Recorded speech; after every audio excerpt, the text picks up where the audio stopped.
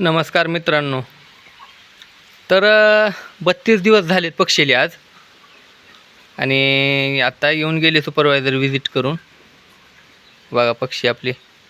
तर वजन मित्रांनो आपल्या पक्षीचं झालं आहे बघा 2 किलो 30 ग्राम. 32व्या दिवशी वजन आहे 2 किलो 30 ग्राम आपल्या पक्षीचं. आणि आत्ता मेथी द्यायला सांगितलेली पक्षीली आपल्या. तर आता बरेच शेतकरी फार्मर मेथी पाण्यावाटत देतात, पण मित्रांनो आपल्याकडे आहे निप्पलचं सिस्टम. तर त्याच्यामुळे आपल्याला पाण्यावाटं नाही तर आपल्याला खाद्यवाटं द्यावं लागते. कारण काय होतं, निप्पलमध्ये मेथी अडकते, आणि मेथी अडकल्यावर निप्पल सिस्टम लाईन जाम होती. त्याच्यामुळे मेथीची पावडर करून खाद्यात मिसळून आपल्याला खाद्यवाटं द्यायची मित्रांनो पक्षीली.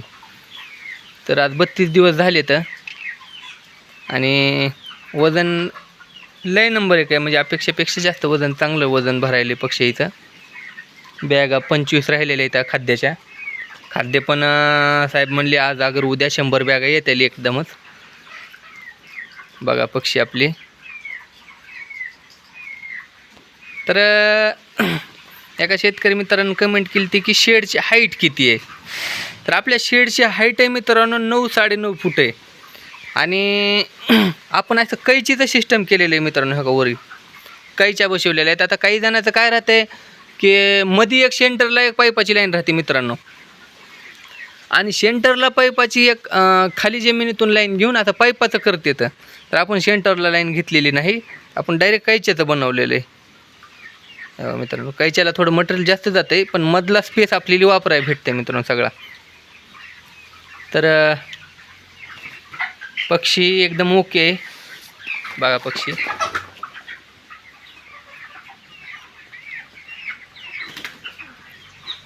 वातावरण पण एकदम चांगलं झालं मित्रांनो आमच्या इकडलं आता. त्याच्यामुळे दोन्ही साईडचे पडदे खाली आहे इथं. बघा.